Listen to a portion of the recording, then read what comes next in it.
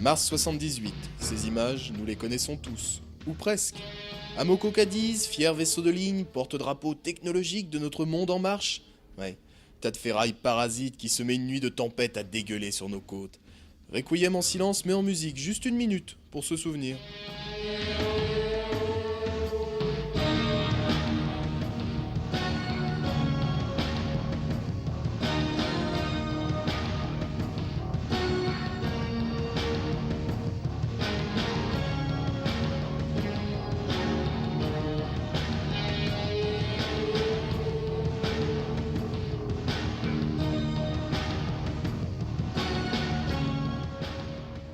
On a dit beaucoup sur ce mois de mars en Bretagne.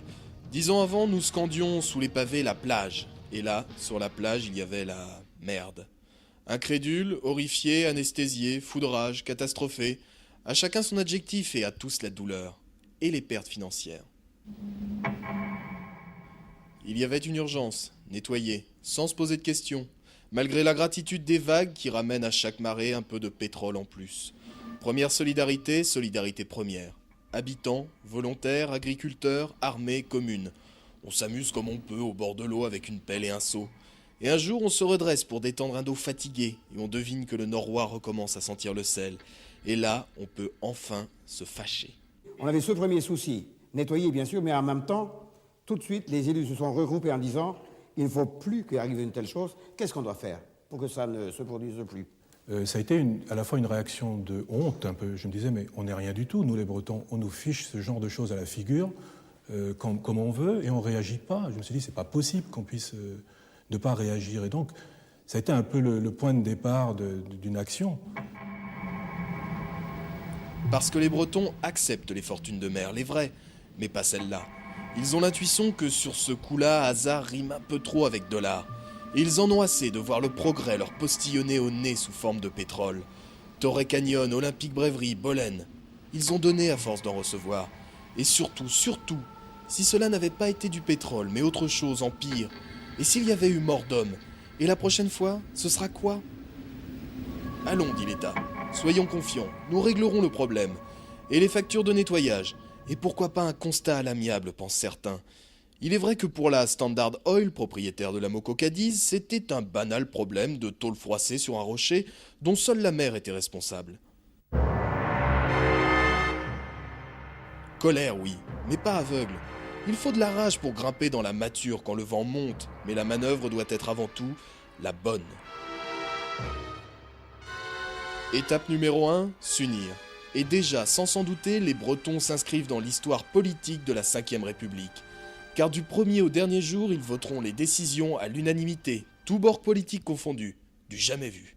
Je veux dire que toutes les décisions ont été prises à l'unanimité. Non, mais c'est très exceptionnel quand même, dans le cadre d'une assemblée politique, composée de 2 politiques, avec des idées différentes, bon. C'est à l'unanimité que nos décisions ont été prises. Étape numéro 2, désigner les responsables. Chantier espagnol, armement américain, affréteur anglais, commandant italien, remorqueur allemand, équipage interlope, et compte tenu de la procédure justice américaine. Pas facile. Étape numéro 3, faire rembourser. Oui, mais surtout faire condamner, montrer à la vindicte publique. Bref, faire quelque chose pour que cela n'arrive plus, ni en Bretagne, ni ailleurs. Vaste. Très vaste programme. Au début, on pensa simplement que les Bretons avaient piqué un coup de sang et se calmeraient. C'était oublier qu'ils savent naviguer dans les chenaux complexes, naviguer à l'estime et arriver à bon port, dans les règles de l'art. Ce bateau, ce bon manœuvrier, comme on dit chez eux, ce fut le syndicat mixte, 90 communes et 2 départements. Parce que tous les élus qui s'étaient rassemblés dans le secteur de Port-Salle pour Dalmiso s'étaient dit il faut qu'on s'organise. Il y a déjà eu plusieurs catastrophes. On a toujours dit qu'on allait se battre pour défendre notre cause, et puis on n'a jamais lancé de procès. Cette fois-ci, on était déterminés à le faire, et pour réussir à lancer un procès, parce que ce n'est pas simple, eh bien on s'est dit il faut qu'on ait des contacts avec d'autres, et c'est vrai que les Côtes d'Armor, qui étaient, il faut le reconnaître, bien plus avancés dans la réflexion dans de telles opérations. On s'est rapproché d'eux. On a rencontré, bien sûr, Charles Josselin, on a rencontré Jean-Yves Simon, Jean-Baptiste Henry, qui est ici avec nous. Et puis ensemble, on a dit, mais qu'est-ce qu'on peut faire? Eh bien, on a commencé par créer des comités de coordination de vigilance dans les 2 départements. Les Côtes-d'Armor ayant déjà le leur. Ils nous ont dit comment on pouvait le faire nous-mêmes. Et puis, on s'est retrouvés. Et c'est à partir de là qu'a commencé vraiment le procès de la MOCO. Et syndicat mixte, parce que le département ne pouvait pas permettre d'en faire un syndicat intercommunal, c'est-à-dire par définition. Tout ce nom de syndicat mixte, même si la mixité n'allait pas au-delà de cette distinction. L'État a vécu cela comme une ingérence dans ses propres responsabilités, et notamment internationales. Et je me souviens très clairement qu'à l'époque, notre démarche a été vécue comme une espèce de sacrilège vis-à-vis notamment du Quai d'Orsay, parce que seul l'État français, au travers de ses institutions nationales, se sentait fondé à revendiquer, à représenter, à défendre les intérêts de l'ensemble des collectivités françaises. Et ceci a été une grande innovation, et il a fallu plusieurs années avant que le gouvernement, il aura même fallu, même s'il n'y a pas forcément de relation de causalité, un changement de gouvernement. En l'occurrence, l'arrivée de Pierre Mauroy, pour qu'on veuille bien admettre que les collectivités locales bretonnes avaient leurs droits, leurs propres droits à se faire défendre et représenter devant une cour de justice étrangère. Mais je crois que ce qui restera sans doute comme l'élément le plus fort, sans vouloir jouer le consensus systématique sur tout et n'importe quoi, c'est quand même qu'une fois de plus, les Bretons ont fait entendre leurs différences, cette capacité à faire prévaloir l'intérêt de la Bretagne sur tout le reste. Et ça, c'est tout à fait considérable. Et je crois que nous avons gagné d'abord à cause de ça. La première bordée fit mouche. Amoco essayait de se dérober derrière des sociétés écrans, mais Frank McGarr, juge fédéral, désigna la compagnie américaine comme seul responsable. Sacré Frank, sa rigueur presque maccarthiste était à double tranchant. Les victimes allaient s'en apercevoir plus tard. La pièce se met en place. Pour représenter les élus, Alphonse Arzel et Charles Josselin font cause commune. Un sénateur-maire et un président de conseil général, plusieurs fois ministre. Le binôme va montrer aux Américains les multiples visages d'une même région. Fougue, détermination, sens politique, professionnalisme. Jean-Baptiste Henry les rejoint, détaché permanent par l'INRA. Côté cour, les incontournables avocats américains comme Barry Kingham, outrés de l'attitude non citoyenne de l'entreprise américaine. Côté jardin, Frank Cicero, avocat de la MOCO, brillant, rusé, disposant de crédits presque illimités pour contrer l'action des Bretons. Le spécialiste du contre-interrogatoire de témoins, avec un objectif absolu. La compagnie ne doit pas payer un cent, ou alors le strict minimum. Les élus bretons ne faisaient pas de la figuration. Tous traversèrent l'Atlantique, manifestèrent, témoignèrent. Le temps de préparation, c'était le fait de nous interroger comme si nous étions déjà au tribunal quelques jours avant, en essayant de nous piéger. Or, que s'est-il passé en réalité? Et tous mes collègues élus s'en souviennent aussi. L'avocat d'Amoco, c'est-à-dire Cicero ou ses collègues, était là pour essayer de nous déstabiliser. Je vois encore devant les pupitres notre avocat et l'avocat à la partie adverse, et nous juste à proximité, et je vois cette méthode, c'est-à-dire le harcèlement permanent qu'il y avait de la part des avocats d'Amoco et de l'avocat qui m'a interrogé. Et McGarr écoutait. Quelques années plus tard, il nous confia que ce qui l'avait le plus intéressé, c'était l'identité même du plaignant. Habitué au procès entre grandes compagnies, il était resté songeur sur la manière dont les populations bretonnes s'étaient organisées. Cela dura une dizaine d'années.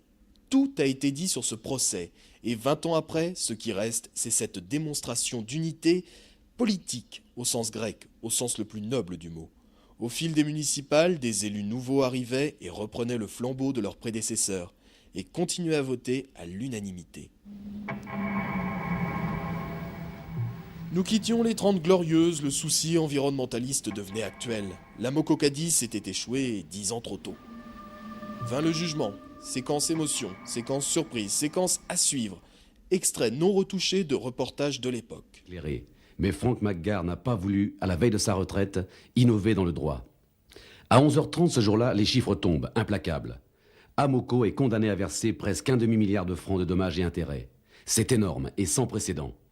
Mais la part réservée aux communes est à peine de 100 millions de francs au lieu de 650 demandés. Nous essayons de comprendre, mais je crois que si demain il y avait une autre catastrophe de ce genre, il faudrait retourner et frapper. Frapper, frapper, on finira par vous ouvrir. Je crois que c'est notre devise. Nous aussi, on ne se laissera pas abattre pour autant. L'appel changea peu de choses. Tout au plus, un autre mode de calcul des intérêts favorable aux Bretons. Plusieurs années après, McGarr, à la retraite, s'exprima sur le sujet. Jugulaire, jugulaire, Franck. Pour lui, tout était clair et simple. Amoco avait fait des saletés sur les plages, on rembourse la femme de ménage. Au plus juste, au mieux prouvé, au meilleur dossier. Le préjudice écologique. Aucun goéland ne s'est inscrit comme plaignant. Quant à la douleur de voir salir une région, c'est pas dans les textes. Entre-temps, l'Exxon Valdez s'échoua en Alaska. Quelques Américains s'étonnèrent de voir Exxon payer spontanément des milliards de dollars alors qu'Amoco s'obstinait à se dérober. Le syndicat mixte fit de la pub comparative et laissa les Américains juger. Propos de citoyens ordinaires recueillis au pied de l'Amoco Building. Tous ces faits-là, c'est une honte.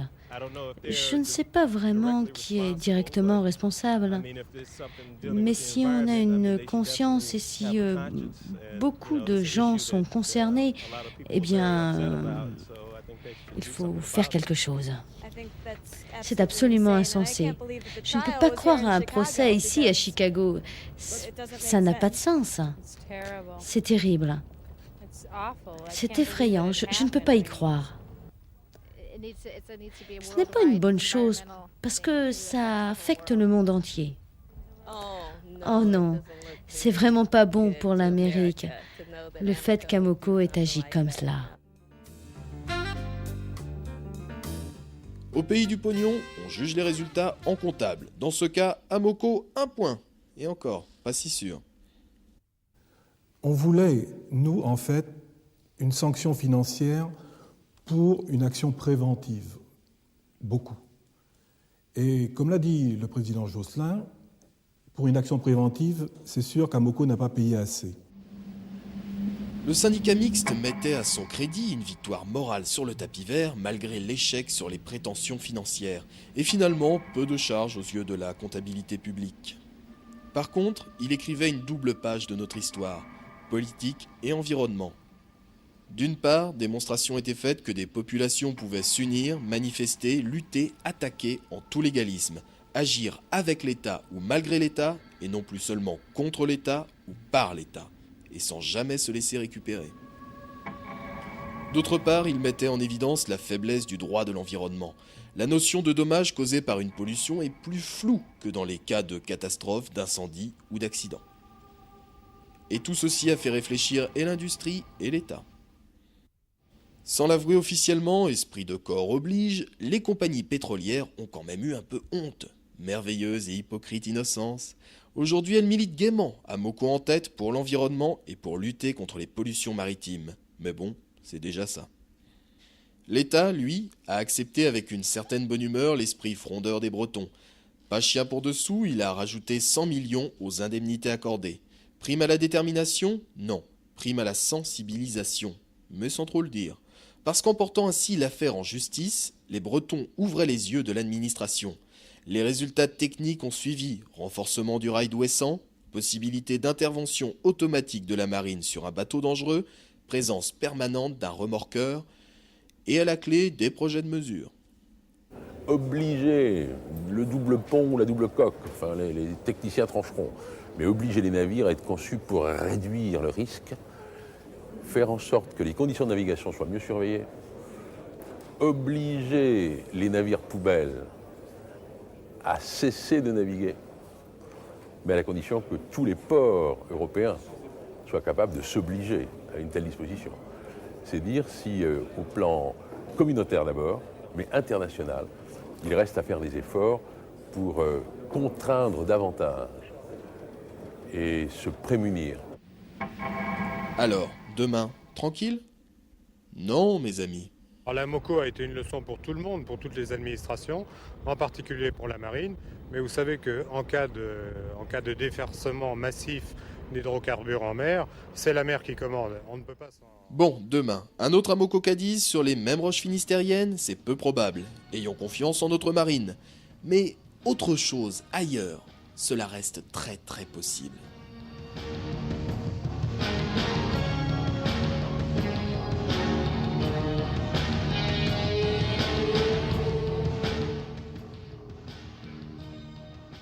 Oublions Amoco, laissons l'épave et le souvenir au crabe. Nous sommes là pour demain, pour que les yeux de nos enfants prennent la couleur de la mer, pas d'autre chose. Nous avons démontré que la population d'une région pouvait s'unir dans l'action après la catastrophe. Démontrons ensemble que des régions peuvent s'unir par-delà les frontières ou les barrières nationales pour éviter la suivante. Les marées noires, on les voit, on ne peut pas les cacher. C'est quelque chose de visible, de tout de suite immédiatement perceptible, alors qu'il y a d'autres pollutions, je pense aux pollutions chimiques, aux pollutions d'origine nucléaire, où on ne voit rien. Rien n'apparaît au prime abord. On peut même nier qu'il y a pollution. On le voit tous les jours. Des gens qui nient qu'il y a des pollutions, alors qu'il y a des choses graves qui se passent. C'est toutes ces formes de danger que nous devons prévenir et pour lesquelles nous devons, à notre avis, nous organiser à un niveau européen, puisque de plus en plus, les décisions vont être prises au niveau européen. Mettre en place, par exemple, une cellule de veille qui puisse être attentive aux catastrophes qui pourraient à nouveau survenir, qui puisse se porter au secours des collectivités locales, françaises ou étrangères, qui pourraient être victimes, pour leur apprendre à se battre, à gagner contre les pollueurs. Ce sont ces questions-là, je pense, que l'Assemblée devrait désormais se poser. Quand les élus savent s'unir, faire taire leur sensibilité politique, mais ayant comme ambition et comme idéal de défendre leur pays, on peut faire des choses magnifiques. Je crois que cette expérience que nous avons devrait servir pour l'avenir et il faut que se développe encore de plus en plus cette entente, cette union entre régions, bien sûr venant de pays différents, avec peut-être des sensibilités différentes également, mais que les élus que nous représentons, avec les États auxquels nous appartenons, sachent faire ce qu'il faut pour la sécurité, pour que soit bien défendu ce patrimoine que nous devons nous transmettre aux générations futures.